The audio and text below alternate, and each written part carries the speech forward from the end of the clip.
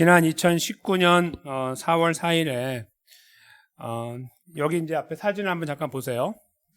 캐나다 뉴스에 아주 흥미있는 기사가 올라왔어요. 그 제목이 뭐냐면 마감 48시간 전에, 이틀 전에 몬트리올 부부가 100만 불짜리 복권을 오래된 책 속에서 찾아내었다, 이겁니다. 이틀 지나면 익스파이어 되는 복권. 근데 100만 불, 캐나다 달러로 100만 불. 저희 한국 돈으로 하면은 8억 5천만 원 정도 된다고 그래요. 8억 5천. 네. 큰 돈이 그냥 날아갈 뻔했죠. 그 경위를 보면 이래요. 이제 여기 그분의 이제 이름이 뭐냐면 니콜 페드노라고 하는 여자분인데, 이분이 이제 그 손자가 학교 숙제를 해야 되는데 일본어 관련 숙제를 해야 됐나 봐요. 일본어. 그래서 이제 좀 도와달라고 그러니까, 그래? 그러면 내가 좀 도와줄게 하고서 일본어 책을 이렇게 딱 꺼내갖고 보는데 거기에 복권이 꽂혀 있는 거예요. 생각해보니까 1년 전, 그러니까 2018년이죠. 2019년에 이런 일이 벌어졌으니까 2018년에 발렌타인데이에 그 부부가, 이제 노부부죠. 근데 서로의 사랑을 공고히 하기 위해서 복권이나 하나 사자고 그랬대요. 뭐 초콜릿 사주고 이러지 않고 복권이나 하나 사자고 하고 100불짜리 복권을 샀다고 그래요. 캐나다 달러로. 근데 어떻게 됐어요? 그냥 장난으로 산 거예요. 장난. 웃어보자고. 그래서 사가지고 그냥 책에다 넣고서 책장에 넣는 거예요. 그러니까 관심도 없는 거고, 그거 끝까지 추액도 안 한 거예요. 그러니까 뭐 그냥 우스개로 한번 하하하 웃고 끝난 거예요. 그래가지고 관심도 없이 지냈는데, 이제 사실은 그래서 이제 지나갈 뻔했는데 어떻게 된 거예요? 손자가 나 숙제 도와달라고 할머니한테 해서 그래 내가 도와줄게 하고 열어봤다가 거기에서 이게 나온 거죠. 예, 이런 일이 주위 주변에 가끔씩 벌어지는데 왜 우리한테는 없는 거죠? 네, 이런 일이 참 주변에 많이 벌어져요. 가끔씩 큰일 날 뻔했는데 그거 참 기분 좋겠다 뭐 이런 일들. 근데 여기에서 진짜 캐나다에서 이런 일이 벌어져서 세간의 화제가 됐던 적이 2년 전에 있었던 거예요. 3년 전에.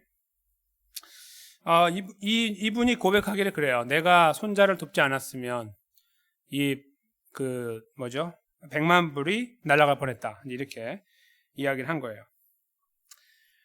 잊고 살아왔던 거에 대한 관심을 갖지 못했는데, 이제 관심을 갖게 해준 것은 손자와 숙제 도와달라고 했던 거예요. 짜증난다고 안 도와줬으면은 이제 100만 불은 없어지는 거예요. 먼 훗날, 아니면 3일 후에 딱 열어봤는데 딱 나오면, 이거 참. 네. 속이 타겠죠? 네. 그렇지 않고 이렇게 됐다는 거. 뭐, 박수 칠 일이죠. 기뻐할 일이고. 근데 복권이 있잖아요. 그러니까 이분의 그 상황처럼 만약에 관심이 별로 없고 장난을 쳤다고 하면은, 근데 꽂아놓거나 대충 여기 아무 데나 놔두죠. 내가 그때 복권 산 거였는데 어디 갔지? 못 찾는 거죠, 그냥. 그렇죠? 근데 기대를 가지면 어떻게 되죠? 그러니까 쓰레기처럼 버리지 않고 어떻게 해요? 기대가 있는 사람은 탁 갖고 있죠. 오늘 언제 발표하지? 뭐 이런 거. 그래서 지갑에 넣어놓거나 자기 손에 들고 핸드폰하고 같이 들고 있거나 이렇게 해서 항상 그거를 추적하려고 따라가려고 노력을 하죠. 그래서 딱 그거 하는 날 다 제껴놓고 그거 딱 보죠. 이렇게 지켜보고 있다. 한 번 되면 막 이렇게 하면서 볼 거 아니에요. 저는 해본 적은 없는데 꼭 한 사람처럼 말씀드리죠. 네, TV에서 봐서 그래요. 근데 그러니까 그 복권이라는 것을 어떻게 취급하냐가 달라지는 거예요. 그러니까 정말 심각하게 본다 그러면 굉장히 소중하게 여겨요. 이게 결론이 나올 때까지. 그렇죠? 결국은 우리 마음 자세가 우리 행동을 바꾼다고 볼 수 있는 거예요. 얼마나 마음을 쓰고 있느냐가 우리 행동까지 영향을 미치는 거예요. 관심이 없으면 1000만 불짜리라도 소용없어. 그냥 버리는 거예요. 관심이 있으면 끝까지 가져가서 그 가치를 인정받으려고 노력을 하게 되는 거예요. 저희가 오늘 읽은 이 본문은요, 3명의 여인이 등장해요. 이 3명의 여인이 하는 행동들이요, 저희가 이렇게 살짝 읽으면은 그냥 예수님께 가서 기름 뿌리려고 갔구나 이렇게 볼 수 있는데, 그들의 행동 하나하나를 이렇게 들여다보면서 그들이 얼마나 실망한 사람들인지를 발견하게 돼요. 지금 뭐냐면 마치 복권 있잖아요. 복권을 처음에 샀는데 당첨이 안 될 거라고 생각하고 그냥 머리 던져놓고 있는 사람처럼 등장하는 거예요. 그런데 그와 더 심한 모습으로 등장하는 거예요. 왜냐하면 이 3명의 여인은요, 이 복권이 될까 안 될까 그거에 대한 조금의 기대도 남겨놓지 않고 있기 때문이에요. 그걸 저희가 이제 읽어 나갈 겁니다. 이걸 읽어 나가면서 이분들의 이 걸음이 저에게 무엇을 비춰주고 있는지를 좀 헤아려 보려고 합니다. 그 기대를 가지고 저희가 말씀으로 들어가겠습니다. 오늘은 2022년도 부활주일이고 이 부활의 메시지는 복음서가 4개가 있는데 4개 모두에 들어가 있습니다. 그만큼 빼먹을 수 없는 중요하다는 것을 말해주고 있죠. 안식일이 지난 날입니다. 1절로 넘어가면 막달라 마리아와 야고보의 어머니 마리아와 또 살로메가 가서 예수께 바르기 위하여 향품을 사다 두었다. 여러분 이제 몇 가지 좀 생각할 부분이 있는데요. 유대인들은 시간을 어떻게 계산하냐면 오후 6시가 우리 한국 사람들한테는 12시예요. 밤 12시. 그러니까 예를 들어서 이제 좀 있다가 6시가 되잖아요. 오늘 예를 들어서 그러면 6시 1분부터 내일이에요. 월요일이라고 저희한테는 오늘 주일이잖아요. 월요일로 바뀌는 거예요. 그러면 뭐가 가능하냐면요. 이 사람들은 가게를 갈 수 있어요. 그러니까 이제 그 안식일에는 가게를 못 가잖아요. 그분들. 뭐 저희도 사실 그렇게 많이 가는 건 그렇게 바람직하진 않죠. 그렇죠? 근데 일단은 가지 않아요. 가지 않는데 6시 1분 되면 가요. 그래서 막 사 먹고 다 할 수 있어요. 그런데 저희가 볼 때는 날이 아직 저물지도 않았는데 이렇게 가서 물건을 사네 이렇게 볼 수 있죠. 근데 이스라엘 사람들은 그렇게 해요. 그래서 저희하고 달라요. 여기서 안식일이 지나매라는 말은요. 6시가 넘었다는 뜻이에요. 6시가 넘었다. 6시가 넘으니까 이분들이 아직 가게가 다 이제 그때부터 가게가 열어요. 그러니까 막달라 마리아, 야고보의 어머니 마리아, 그리고 살로메라는 이 세 여인이 이제 물건을 사러 나갔어요. 그게 이제 1절에 나와 있는 거예요. 향품이라고 말하죠. 향료예요, 향료. 죽은 시체 위에다 이렇게 바르는 기름 같은 거예요. 애굽 사람처럼 이렇게 미이라 만드는 그런 게 아니고요. 그냥 한번 이렇게 마지막으로 발라드리는 거예요. 이렇게. 한국도 그렇게 하는 경우가 있잖아요. 그런 어떤 마지막에 이제 보내드리는 차원에서 하는 어떤 그런 의식이라고 볼 수 있는 거죠. 그걸 위해서 샀어요. 그 다음에요. 이제 안식 후 첫날이 또 나와요. 그러니까 안식 후 첫날이면은 오늘날로 하면 일요일이에요. 이제 우리는 주일로 바뀌었죠. 주님의 날로 바뀌었기 때문에 일요일이라고 안 부르고 주일이라고 부르잖아요. 근데 당시에는 이제 안식이 토요일이니까 이 다음 날은 일요일이에요. 근데 이미 일요일에 향품을 샀는데 향료를 또 다음 날이라니까 우리가 혼동이 돼요. 다음 날인가 또? 월요일이란 말인가 이렇게 될 수 있죠. 그 말이 아니고요. 6시 넘어갖고 물건 샀잖아요. 밤을 지샌 거예요. 이제 잠 잔 거라고요. 잠을 자고 나도 여전히 일요일이에요. 그날 오후까지. 그러니까 시간이 이렇게 좀 다르게 움직이는 거죠. 그러니까 잠자고 일어났을 때 아침에 일찍 가게를 열지 않으니까 새벽에 향료를 가지고 예수님께 못 가죠. 그러니까 그 전날 같은 날인데 같은 일요일인데 그날 산 거예요. 그래서 사놓고 준비하고 있다가 새벽에 매우 일찍 해돋는 때에 그 무덤으로 갔어요. 그리고 이제 서로 말하기를 누가 우리를 위하여 무덤 문에서 돌을 굴려주리요. 그 이스라엘의 그 무덤의 그 구조를 이제 그림으로 보신 분들도 다 이제 웬만하면 다 한 번씩 보셨죠. 돌려서 하는 이렇게 동그랗게 생긴 돌을 돌려서 닿는. 그래서 장정들이 움직일 수 있지 남자들도 힘 약하면 움직이지 못해요. 여자분들은 두말할 필요도 없죠. 물론 힘 세신 분도 계시지만 그래도 쉽지 않아요. 그래서 이분들이 가면서 서로 그거를 굴리긴 굴려야 되는데 이런 염려를 갖고 갔다는 거예요. 그런데 4절에 보면 눈을 들어본즉 도착해서 보니까 돌이 벌써 굴려졌어요. 그리고 그 돌이 아주 컸다 이거예요. 큰 돌로. 아마도 제 생각에는 아리마대 부자 요셉이 만든 자기의 묘기 때문에 돈이 많은 사람은 또 묘가 크단 말이죠. 그러면 큰 묘를 닫으려면 돌도 큰 거예요. 그렇죠? 그런 사이즈의 차이가 있을 거로 예상을 해요. 아주 큰 무덤이었을 걸로. 큰 돌을 옮겨놨어요. 누가? 그래서 하고 이제 들어가게 됐죠. 5절에. 들어가서 보니까 흰옷 입은 한 청년이 우편에 앉아 있어요. 근데 이렇게 오른쪽에 앉는 거죠.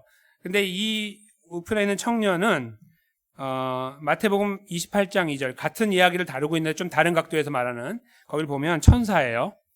그러니까 이제 마가복음에서는 천사라는 단어를 이렇게 조금 아끼고 있는 이유는 이제 그때 새벽 예배 때 한번 제가 말씀을 드린 적이 있는데 마가복음은 누구를 위해 처음에 썼냐면 로마 사람, 그렇죠?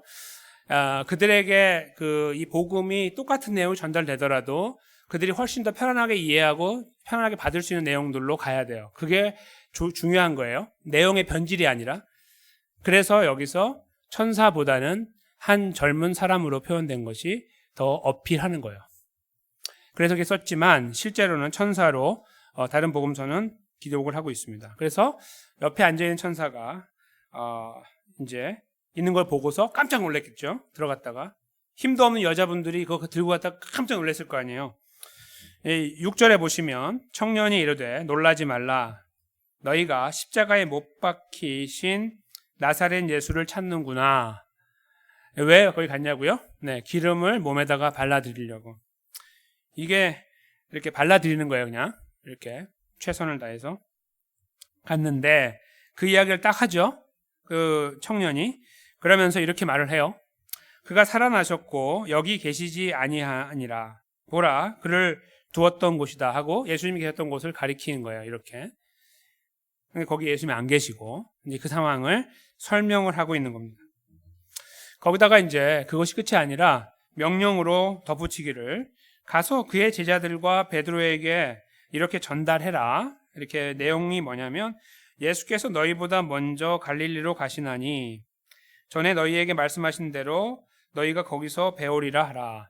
그러니까 예수님이 부활하셨는데 지금 안 계시잖아요, 여기. 그러니까 천사가 아니면 젊은 사람이 전달하는데 이 세 명의 여인이 제자들에게 가서 이 상황을 설명하고 그냥 무덤이 비었습니다. 난리가 났습니다. 이렇게 하지 말고 예수님께서 부활하셨습니다.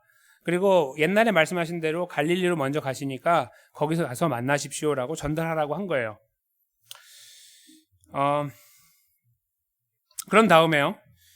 여인들이 그 이야기를 들었을 때 이제 저희가 지금 그 상황에 있지 않으니까 이렇게 아무것도 놀라지 않고 듣고 있잖아요. 뭐 남자분이라고 안 놀래시고 그러지 않겠죠. 막 깜짝 놀래고 겁먹어서 못 들어가고 막 이럴 거 아니에요. 거기에서 그 이야기를 들었을 때 오는 충격이 얼마나 컸을까요? 그 8절을 보면 그 충격을 그들이 얼마나 받았는지 나오는데 먼저 심히 놀라서 떨었고 당장 뛰쳐나와가지고 도망을 쳤어요. 그런데 그 다음 내용이 뭐냐면 무서워하여 아무에게도 아무 말도 못했다. 이 말은 서로 이렇게 세 명이 갔으니까 세 명이서 서로 이야기하면서 가지 못했다. 그런 말도 되지만 더 정확하게 보면 지금 말하라고 했잖아요. 제자들에게 가서 그 이야기도 제대로 못했어요. 다른 복음서를 보면 막 이렇게 말했어요. 가서 제자들이 있는데 막 큰일 났어요. 이렇게 하고 끝났어요. 그러니까 저기 뭐야 하고 뛰어가서 이제 확인하게 되는 이게 내용이 뒤에 나와요. 그래서 이제 그거를 마가복음 어떻게 쓰고 있냐면 무서워서 아무에게도 아무 말도 못했다. 그러니까 지금 전달받은 것이 여기 머릿속에서 그냥 완전히 백지가 돼버린 거죠. 무슨 말을 해야 할지 모를 정도로 놀래서 돌아가서 전달을 했다 하는 걸로 이제 이 본문이 맞춰집니다. 자, 이것을 잠깐 이제 결론으로 가서 생각을 좀 해보겠습니다. 여기에 등장하고 있는 세 여인 있잖아요. 이 세 여인은 오늘 본문 바로 앞에, 그러니까 마가복음 15장에 보시면 다시 한번 나와요. 그러니까 먼저 나오는 거죠. 마가복음 15장 40절하고 47절을 눈여겨서 체크해가지고 보시면은 일단은 40절에는 무슨 내용이냐면 예수님이 돌아가시는 과정에서 그 자리를 떠나지 않고 제자들은 다 도망갔으나 아마 그 가까이는 아니고 조금 멀리겠지만 그 근방을 어슬렁어슬렁 다니면서 예수님이 마지막에 어떻게 되는지를 지켜봤던 사람들이 있는데 그 사람들의 대표가 바로 여기 세 명이에요.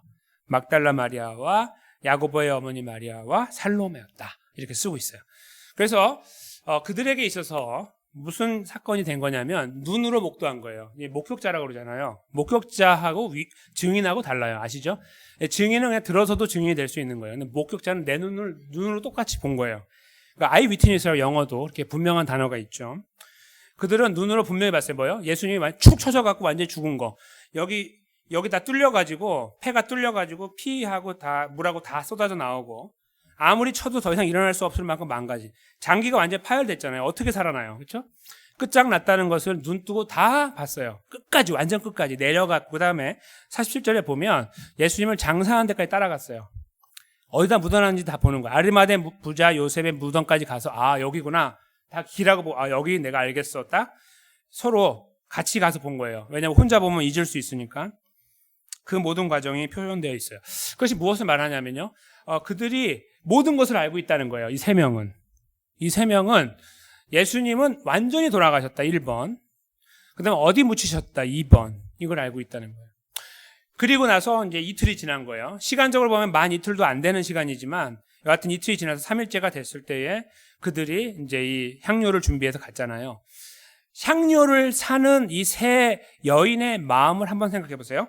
어땠을까요? 이 향료를 바르면 살아날 수 있을까? 혹시 내가 이걸 잘 발라드리면 주님이 부활하실까? 이런 생각 했을까요? 안 했을까요?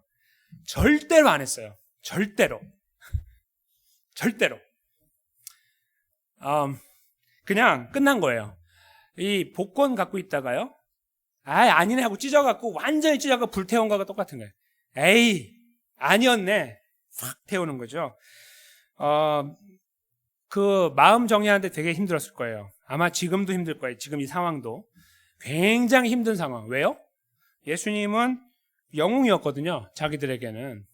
그리고 뭔가 지금 어려운 상황을 극복할 수 있는 유일한 키라고 믿어왔는데, 그리고 이 막달라 마리아를 비롯한 여기 마리아들은 누구냐면요, 저 갈릴리 지방부터 예루살렘까지 계속 예수님의 전도 여행에 동참했던 사람들이에요. 밥도 하고 여러 가지 서포트를 하는 사람들이에요.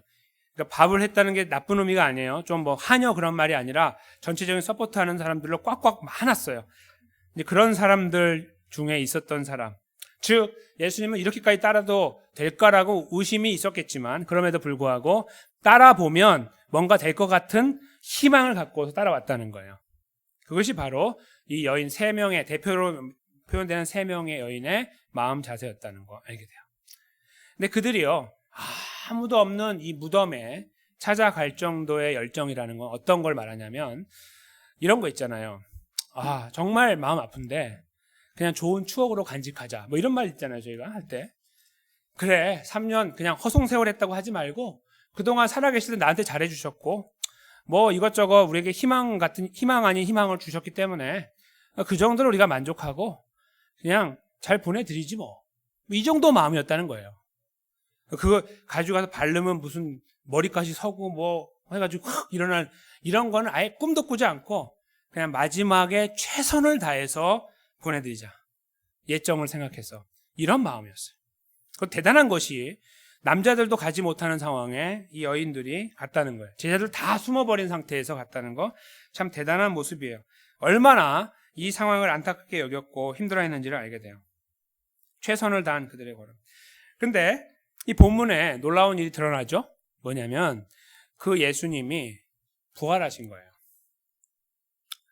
그 예수님이 부활했어요. 이들은 이게 어떤 거냐면 아까 그 복권 이야기에서 복권을 어디 이렇게 넣어놨다가 나중에 찾아갖고 100만 불을 타는 거하고 상대가 안 되는, 그것도 막 인생이 바뀔 정도로 기쁠 거 아니에요.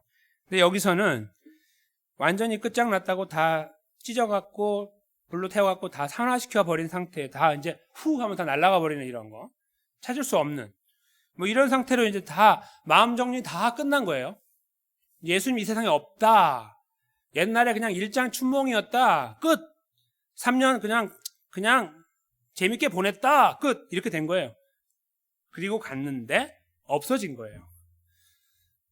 그리고 설명이 없으면 본인들이 의심하니까 하나님이 천사를 준비하고 청년이라고 나오는 이 모든 상황을 알게 해주신 거예요. 없는 이유는 부활하셨기 때문이다. 그것은 약속대로 이루어진 거고 약속대로 부활하셔서 갈릴리로 가고 계신다. 이렇게 말씀하셨다는 거예요. 즉 이것이 무엇이냐면 하나님께서 가지고 계신 구원의 계획이 이루어졌다는 거예요. 근데 그 이루어지는 과정에 이 여인들의 노력, 열심, 정성 이런 것들이 아무것도 작용하지 않았다. 이걸 말해주는 거예요. 제자들은 어떻고요? 내가 주님을 위해 목숨을 바치겠습니다라는 헛소리를 계속 남발했던 그들은 다 숨어버린 상태, 그 상태에서 아무것도 기대할 수 없는 이 상황, 거기에서 그들이 만약에 그래도 우리가 예수님을 보필해 드려야지, 거기서 막 맞고 막 이렇게 뭔가 하다가 보니까 예수님이 벌떡 일어나셔갖고 이야 그래도 우리가 예수님 편 서니까 예수님이 살아나셨네, 이런 소리 하지 못하도록 다 도망가고 없어지고 흩어지고 다 사라져버리고 이 힘없는 여인 3명만 와서 돌은 누가 굴려줄 것이냐를 염려하면서 달려갔던 이 사람들에게 예수님께서 부활했다는 사실을 가장 먼저 알려주시는 이 과정은 사람의 노력이나 정성과 거기에 들어가는 모든 에너지가 이 부활 사건에 아무런 영향을 끼치지 않았다는 것을 설명하고 있으며, 그리고 약속하신 그대로 하나님의 구원은 이루어졌다는 것을 말씀하고 계시는 거예요. 여기에서 아까 그 7절 부분에 등장하고 있는 내용이요, 뭐냐면 예수님이 먼저 갈릴리로 가신다 그랬잖아요. 즉 예루살렘에서 갈릴리까지는 170km 정도 돼요. 그러니까 조금 줄여보면 160km, 계산하기 편하게. 그러면 어떻게 되죠? 100마일, 그렇죠? 아주 쉽죠? 100마일 걸어서 34시간 정도 걸려요. 빨리 갈 때, 좀 늦게 가면 한 40시간 걸리고. 이게 무엇을 지금 말해주냐면요, 예수님의 부활이 아주 완전하고 완벽하다는 걸 말해주는 거예요. 이제 그냥 걸어갈 수 있는 모든 에너지가 공급되어 있는 청년 같은 모습으로 부활하신 거예요. 그래서 이미 출발하셨어요. 그리고 가고 계시는 거죠. 나중에 저희가 엠마오로 가는 그런 제자 이야기도 알고 있지만, 예수님 출발하시는 거예요. 지금 가고 계시는 거죠. 그러므로 거기에서 뵐 건데 먼저 갔으니까 제자들이 지금 막 주섬주섬 옷 입고 뛰어가도 늦게 가는 거예요. 그러니까 여기서 지금 쓰기를 먼저 가시니까 거기에서 만나자, 그렇게 말하라고 하신 거죠. 그러니까 예수님의 부활을 설명하기를, 이 간단한 데이터를 통해서 무엇을 말해주고 있냐면, 예수님의 부활은 아주 온전했다. 더 이상 무슨 다시 회복될 만한 그런 것들이 남아있는 게 아니라 끝났다, 끝난 결과였다라고 설명하고 있다는 거예요. 자, 이 놀라운 이 부활의 역사를 저희가 이렇게 들을 때마다 특별히 제가 말씀을 전할 때마다 항상 놓치지 않고 예수님의 죽으심과 부활을 말씀드리고 있는데, 어떻게 이 예수님의 죽으심과 부활에 대한 확신을 갖고 계십니까? 한번 저희들 안에 답을 해보면 좋겠습니다. 감사하게도요, 하나님 아버지께서 그 풍성하신 은혜로 우리에게 놀라운 믿음을 주셨습니다. 우리가 잘나서 받지 않고 못나서 못 받은 것이 아닙니다. 하나님은 하나님이 구원하기로 결정한 사람들에게 이 놀라운 기적의 사건이 사실이라는 것을 알려주셨습니다. 그래서 이것은 과학으로 설명되는 것도 아니고 경험으로도 아닙니다. 사실 과학도 엄청난 허점을 가지고 있는 걸 알고 계시죠? 네. 그래서 저희가 과학적이 아니다, 그 말이 마치 미신이다라고 생각하는 분도 계시지만 그거는 잘못 이해하시는 거예요. 사실과 과학을 똑같이 동일시할 수는 없습니다. 그래서 이 사실을 저희가 이렇게 딱 들었을 때 모르겠습니다. 어떤 분들은 그럴 리가 있어, 무슨 부활을 해? 거짓말이지. 요거 빼고 믿어야지. 이렇게 저희가 할 수 있겠죠? 근데 그렇게 되지 않았어요. 우리 여기 6명의 우리 후배들이 고백했던 거는 예수님의 죽으심과 부활을 고백했어요. 왜 구원자냐면 나를 위해 죽고 부활했다, 이건 믿기 때문이에요. 기본적이면서 가장 엄청난 사실이 바로 여기에 드러나고 있는 거예요. 하나님의 은혜로 받은 거죠. 사랑하는 성도님과 제가 이 구원의 은혜 가운데 있는 겁니다. 그런데 있잖아요, 정말 그 믿음을 갖고 계신다면 이 말씀에 집중해 봐야 됩니다. 여기 적어드렸는데요, 골로새서 3장 1절 4절 말씀이에요. 만약 정말 저희가 부활에 대한 확신을 갖고 있는, 그래서 예수님이 나의 구원자라는 확신을 갖고 있다고 하면 이 골로새서 3장 1절 말씀부터 4절까지의 내용을 우리가 읽고 굉장히 심각하게 생각해야 됩니다. 함께 영어와 한국말로 기록되어 있습니다. 우리 같이 이 부분을 읽도록 하겠습니다. 한 목소리로 쭉 읽겠습니다. 시작. 그러므로 너희가 그리스도와 함께 다시 살리심을 받았으면 위의 것을 찾으라. 거기는 그리스도께서 하나님 우편에 앉아 계시느니라.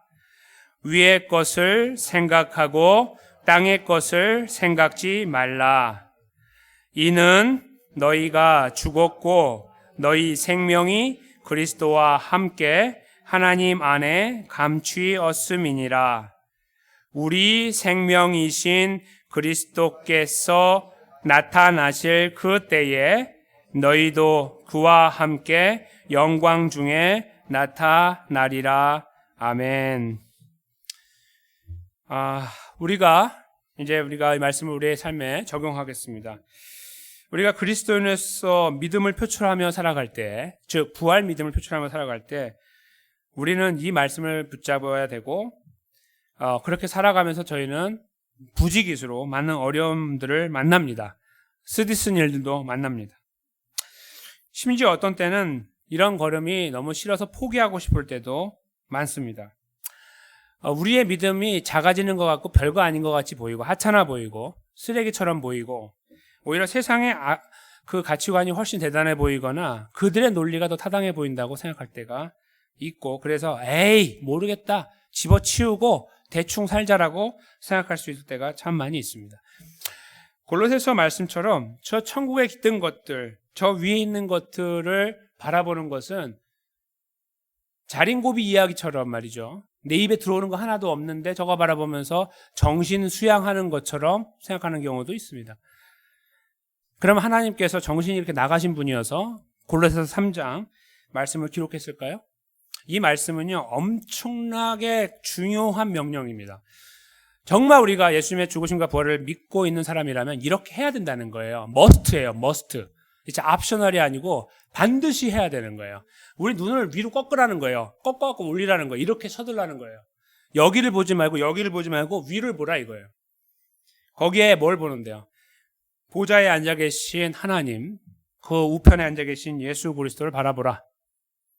그것에 이루어질 영광스러운 일을 바라보라 이거예요. 거기에서 우리가 부활하신 주님과 영원히 살 그날을 기대하라. 그거를 바라보고 살아가라. 그러면 천국을 바라보는 순간에 우리 머릿속에 스치고 다시 한번 리마인드 되는 게 뭘까요? 천국 가치관이에요. 세상의 가치관이 아니라 하나님 나라 가치관이 다시 리마인드가 되는 거예요. 그렇게 살아가라고 명령하고 계시는 거예요.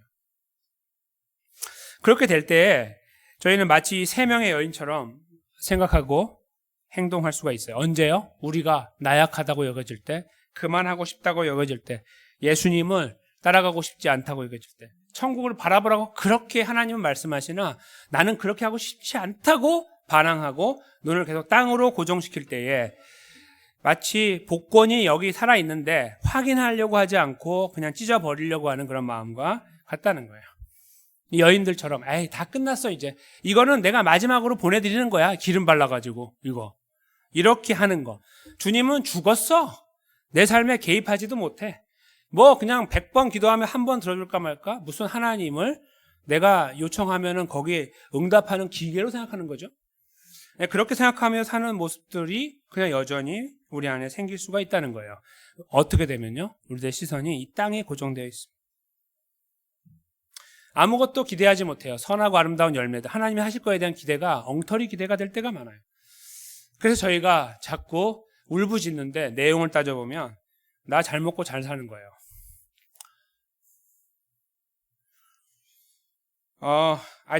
우리가 못 먹고 못 살자고 말씀드리는 게 아니에요. 저희가 다 잘 되고 강건했으면 좋겠고 저희 교회 성도님들은 다 풍성했으면 좋겠어요. 한 명도 어려움이 없으면 좋겠어요. 다 강건했으면 좋겠고 그게 저의 기도예요. 매일매일 드리는. 그런데요. 제가 여기서 드리는 말씀은 하나님하고 관계없는 즉 나는 그리스도이다라는 이 생각은 하나도 머릿속에 없으면서 그냥 옆에 달리고 있는 저 사람처럼 되고 싶은 거예요. 그 사람은 기독교인이 아니에요. 그냥 열심히 달려가고 뭔가를 이루어가는 사람이거든요. 근데 거기 따라가는 거예요. 그 꽁무니에 다 붙어가지고요. 이거보단 내가 잘해야 되는데 이렇게 생각하는 거예요. 그런 모습은 문제가 있다는 거죠. 근데 그렇게 갈 때 이 말씀을 저희가 어긋나게 살아가는 거예요. 그러면 저희도 모르는 사이에 저희 가치관이 땅의 것으로 딱 묶여버려요. 그렇게 돼요. 경험 다 많으시죠? 지금도 그런 분이 계실 거예요. 딱 묶여버려요. 그냥 딱 착고에 채운 것처럼 딱 채워지면은 그 나오기가 힘들어요. 그런데 있잖아요. 오늘 본문이 저에게 드러내고 있는 중요한 사실은 뭐냐면 이게 설사 착고가 딱 채워진다 할지라도 즉 저희가 주님 이건 아니잖아요. 자꾸 벗어나고 있을 때 딱 거기 채워가지고 세상의 가치관으로 딱 거기 있어가지고 모든 게 부럽고 나는 모든 게 망했고 주님 때문에 이게 뭡니까? 라고 하는 상황들을 지나가고 있어도요. 오늘 본문이 저에게 알려주는 중요한 힌트는 뭐냐면 이 모든 역사의 주인이 하나님이시고 우리를 구원하신 그 은혜가 하나님의 은혜 가운데 주어졌으며 그것이 여전히 우리 안에 역사하고 있다는 거예요. 그걸 이 본문이 아주 분명하게 알려주고 있는 거예요. 마리아와 이 두 명의 마리아와 살로메가 정말 예수님 돌아가실 때부터 골고다 옆에서 예수님 돌아가신 십자가 붙잡고 계속 기도해 왔다. 3일 동안 기도하고 식음을 전폐하고 기도하다가 무덤에 갔더니 이 일을 만난 게 아니에요. 그들은 다 끝났다고 여기고 이제 끝날 거야. 끝났다라고 하면서 갔던 사람. 거기에서 이렇게 나타나지 않으셔도 돼요. 주님이 어차피 끝났는데 뭐. 그런데 나타나셨고 천사를 통해서 구원의 역사, 부활의 역사를 선포해 주셨습니다. 이게 바로요, 이 본문이 입그래서 우리가 어떻게 구원받았는가, 또 구원받은 사람으로 어떻게 살 것인가를 잘 조명해주고 있다는 거예요. 오늘 입교한 후배들에게 제가 여기에서도 강조했지만 신앙생활은 우리가 이끌어가는 것이 아니다라고 강조했습니다. 많은 분들이 우리가 돌을 닦듯이 열심히 하면 된다고 생각하시지만 성경이 그렇게 우리에게 전혀 가르치지 않아요. 오직 하나님 한 분이 우리를 구원하신 하나님이 우리를 붙잡는다. 그래서 그러면 내가 알아서 대충 달려가면 하나님이 나를 붙잡으니까 된다라고 생각하는, 죄송합니다, 그렇게 어리석게 생각하지 마십시오. 그거는 3살짜리 아이보다 못한 생각입니다. 그렇죠? 은혜를 알면 우리는 우리가 못하는 것이 미치도록 싫어요. 내가 하나님 백성답게 살지 못하는 게 미치도록 싫다고요. 골로새서 3장 1절 2절을 읽을 때 미칠 것 같은 거예요. 이렇게 하지 못하는 것이. 그것이 구원받은 그리스도인의 모습이에요. 그 모습을 우리가 위에서 기도해야 되고 그리로 가야 되는 거예요. 뭐 대충 가지 뭐. 나만 그러나? 이런 생각은 더 이상 하시면 안 되는 거예요. 그러니까 버려버리십시오. 오늘 이후로 버리셔야 돼요. 그거는 어린아이보다 못한, 그리스도인 어린아이보다 못한 생각입니다. 어쩌면 여기에 지금 6명 오늘 프레시하게 주님을 고백했던 사람보다 못한 걸지도 몰라요. 저희가 부끄러운 거죠. 그렇죠? 세상에서 때가 많이 묻었으니까 그렇다라는 핑계는 허울 좋은 낭설이에요. 허울만 좋을 뿐 아무것도 아니에요. 헛소리라 이거죠. 그게 아닙니다. 힘들고 어려운 거 다 알아요. 우리 다 그 길 가고 있어요. 그렇죠? 그러나 주님이 야, 힘드니까 대충 가. 내가 너 구원한 거 끝없이 내가 붙잡고 있으니까 가. 이렇게 말씀하신다고 생각하는 거라고 생각하여 갑니다. 물론 그 말이 틀린 게 아니에요. 우리의 구원은 영원하니까. 그러나 오늘 말씀을 저희가 붙잡고 정말 내가 예수님의 부활을 하나님의 은혜로 믿는 사람이다. 예수님은 돌아가셨고 부활하셨다. 그래서 내 죄가 사해졌고 예수님은 나의 구원자다 라는 믿음을 우리가 갖고 있고 고백하고 있다고 하면요, 골로새서 3장 1절에서 4절 말씀을 너무너무 심각하게 받아들여야 됩니다. 안 하고 있다라는 거에 죄책감을 느껴야지, 대충 가고 있는데 뭐 이렇게도 저렇게도 가는 거지 라고 말하는 거 그만해야 됩니다. 스탑하십시오. 그렇게 하지 못할 때 우리들의 가슴을 치고 울어야 됩니다. 여기를 때리십시오. 여기를 때리고 울어야 돼요. 무릎 꿇고 주님 앞에 무릎이 저리고 피가 날 정도로 무릎 꿇고 기도해야 돼요. 내가 이거밖에 안 되다니 하면서. 그것이 부활을 믿으십니까? 아이, 부활 믿죠. 난 믿음이 있습니다 라고 말한다면 당연히 가지고 있어야 되는 우리의 권리이자 의무라는 거예요. 골로새 3장 말씀이 저희들에게 그것을 알려주시면서 우리를 격려하는 거예요. 그럼에도 불구하고 그 길을 가다가 내가 너무 힘들어서 쓰러져서 넘어져서 고꾸라져서 못 일어나고 버둥버둥 거리고 있을 때조차 하나님 아버지의 신실하심은 우리를 붙잡고 계심으로, 하나님의 방법과 하나님의 역사하심으로 우리를 일으키신다는 거예요. 나는 못하겠다고 자빠져 있는데 거기에서 주님이 우리를 붙잡는 거예요. 내가 때로는 기도하지 않았는데, 나 살려주세요 기도하지 않았는데도 하나님 우리를 붙잡고 일으킬 때가 아주 많아요. 한번 떠올려 보세요. 우리들의 삶을, 우리들의 신앙생활을 떠올려 보십시오. 거기에 그런 일들이 없었는가? 너무너무 많죠. 너무너무 많아요. 우리가 자격을 갖추고 뭔가 의관을 정지하고 주님 앞에 딱 앉아가지고 똑바로 주님 제가 앞으로 잘하겠습니다 뭐 이렇게 했다고 하나님이 그럴 때만 역사한 게 아니라, 우리가 등을 돌리고 도무지 내가 주님 따라가기 힘듭니다, 어떻게 저 하늘만 바라보고 갑니까? 라고 말하며 이 땅에서 내가 주님 닮은 모습을 살려고 하면 부딪히는 일이 한두 가지가 아닌데, 그거 내가 이게 먹고 살아가는 거 기특하지 않으세요? 저 여기 한번 이렇게 해줘야 되는 거 아닙니까? 라고 말하고 있을 때조차 우리 아버지 하나님께서 우리를 붙잡고 계시는 거예요. 그것이 바로 이 본문 속에 잠재되어 있는 거예요. 이 잘 담겨 있다는 말씀입니다. 다 포기하고 뛰어가는 여인의 모습들 속에 다 포기하고 싶은 우리 자신을 발견해요. 에이, 뭐 이거 끝까지 믿어봐야. 그런데 거기에 갔더니 그 끝자락에 가서 끝이라고 생각했던 그 자리에 부활의 메시지가 전달되고 있어요. 나를 사랑하시는 하나님께서 예수를 십자가에 찢으시고 3일 만에 일으켰다는 메시지가 머릿속에 빡 떠오르는 거예요. 갑자기 자다가 일어나게 돼요. 새벽이고 뭐고 관계없습니다. 눈이 떠져요. 기도하게 돼요. 하나님 잘못했습니다. 죄송합니다. 제가 사망의 잠을 자고 있었습니다. 용서해 주세요. 이렇게 되는 거죠. 저희가 이 부활절에 주님의 부활을 고백할 수 있는 자리에 있다는 사실에 감격하고 감사할 뿐만 아니라 이런 고백들을 우리 안에 다시 한번 재정비했으면 좋겠습니다. 술렁술렁 가는 삶을 저희가 오늘 마무리하고 다시 달려간 나의 걸음에 대해서 주님께 의탁하고 올바른 그리스도인의 가치관을 가지고 천국의 가치관을 가지고 나는 이 땅에서 살고 있으나 나는 하나님 나라 백성이야 라는 분명한 의식을 가지며 비록 내 앞에 이런저런 여러 가지 달콤한 유혹들도 많고 내 앞에 나를 항상 흔들고 있으나 내가 거기에 그렇게 쉽게 넘어가면 안 되는구나. 내가 구원받았으나 안 되는구나. 이것을 발견하며 오늘 본문에서 드러내고 있는 하나님의 신실하심을 붙잡는 것. 하나님의 신실하심을 붙잡는 것. 기도로 붙잡는 것. 바로 그 자리에 저희가 세워져야 된다고 저는 확신합니다. 그 세워지는 자리에 우리의 노력과 열심을 다시 한번 제껴놨으면 좋겠습니다. 그거보다 예수님을 묵상하면 좋겠습니다. 이 걸음의 주인공이었던 예수님은요, 우리를 위해 그 길을 걸으시고 인정받으려고 한 적이 한 번도 없으십니다. 나를 좀 인정해라 라고 말씀하지 않으셨습니다.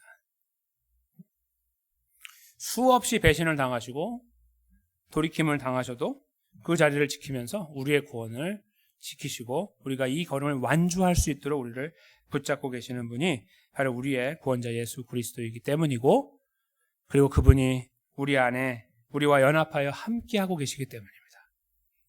저희는 그것을 성령이 우리와 함께하고 있다고도 표현합니다. 그분이 우리를 절대로 떠나지 않고 우리를 지키고 계십니다. 여기 나갔다 들어왔다 그렇게 하지 않으시는 거예요. 여전히 우리 안에 머물고 계세요.